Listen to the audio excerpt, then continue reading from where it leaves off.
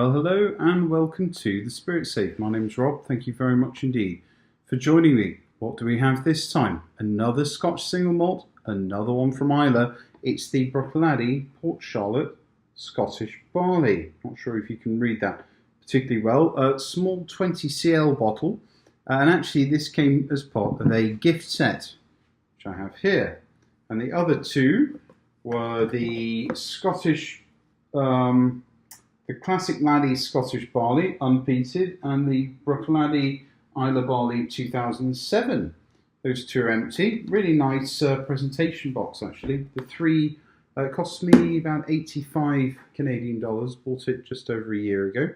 So this is the third and last bottle from that little collection. It's bottled at 50% ABV, non-chill filtered natural colour, as all Bruichladdich single malts are. The bottling date, which is printed very, very small, you won't be able to see that, is actually in 2015. So just in case you're comparing it to my notes with a modern bottling or a more recent bottling. So the three bottles were about 85 Canadian dollars. A full bottle in BC is about $100, $99 plus tax in BC nowadays. I'm not sure how much it is elsewhere. It's just become a regular item at BC Liquor, but a few stores in Vancouver have had full-size bottles of this no-age statement. I do also have a full-size bottle of the 10-year-old Port Charlotte. So this is actually the first peated Bruichladdich we've had on the channel. We've had the Islay Barley, the Scottish Barley, and the beer barley. So those are the three we've had. All three have been unpeated, and I've got the a couple of peated Bruichladdich coming up on the channel. So let's see what we have.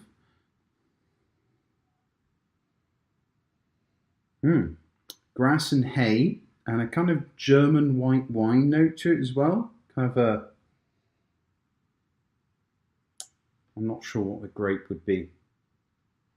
I don't know wine very well, but my grandma used to drink this German wine, which came in like a 2-litre bag-in-a-box thing with a tap. And as kids, we used to sniff the tap, and it reminds me of that a little bit. So there's grass and hay, definitely a peat note, and it's kind of a fragrant wood smoke, a kind of bonfirey smoke with a little bit of medicinal note behind it. Slightly ashy, but it's a fairly sweet peat, a little bit like the Glenglass Torfa, although maybe not. It doesn't speak with that much kind of sweetness, a little bit like the Chig 10 maybe.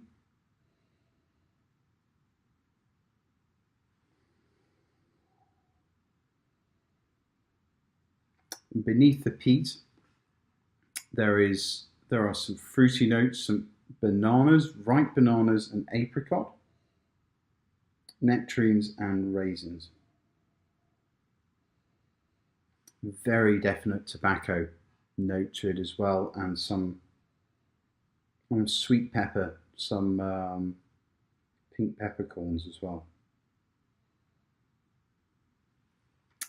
There's a very definite salty note to it as well, a coastal note, some coal tar, and later some apple and apple cider vinegar notes start to appear on the nose as well.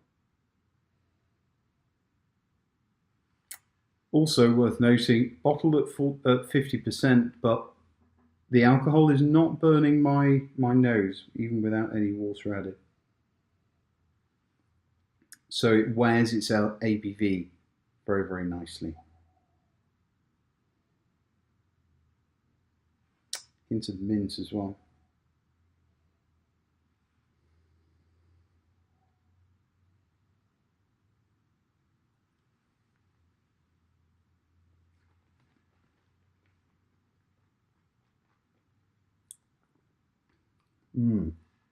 Salty, then ashy, a slight bitterness, kind of a quinine note, a tonic water note to it, basil or basil as they call it here, lemon, hint of bitter lemon, quite sweet as well, just ashy bonfire peat.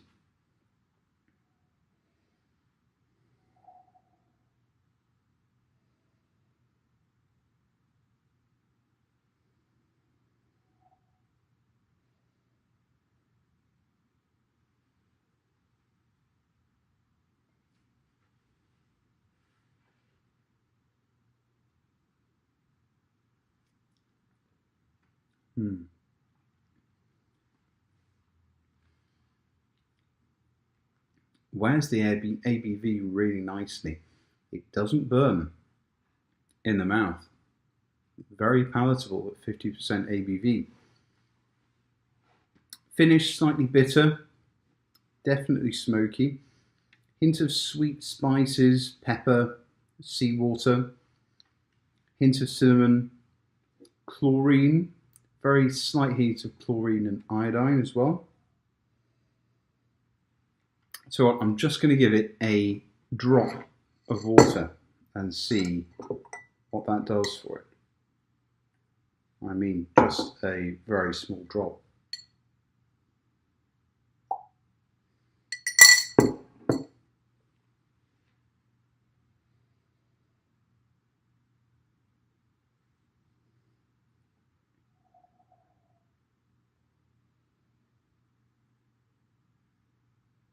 That's brought out the wood smoke a little bit more.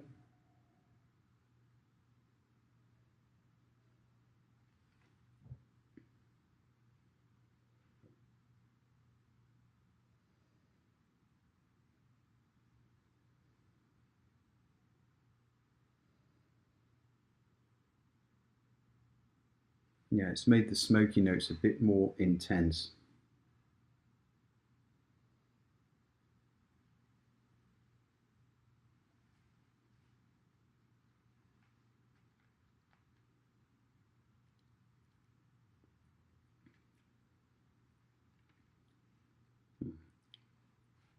On the palate, it's caused a bit more kind of bitter lemon note to appear at the back, and sherbety notes then continue on to the finish when you add a little bit of water.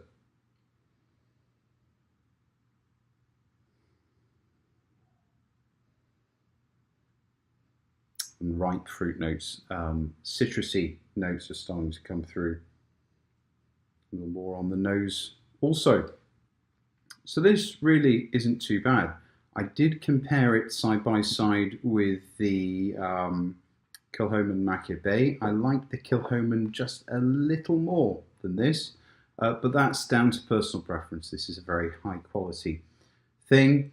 I would like to compare it side by side with the 10-year-old from the same range at Bruichladdich, and I plan to do that shortly because I've got a bottle of the 10-year-old Port Charlotte in my collection, and I'll be opening it in the next couple of months. So I will save what remains of this bottle and compare it with the 10.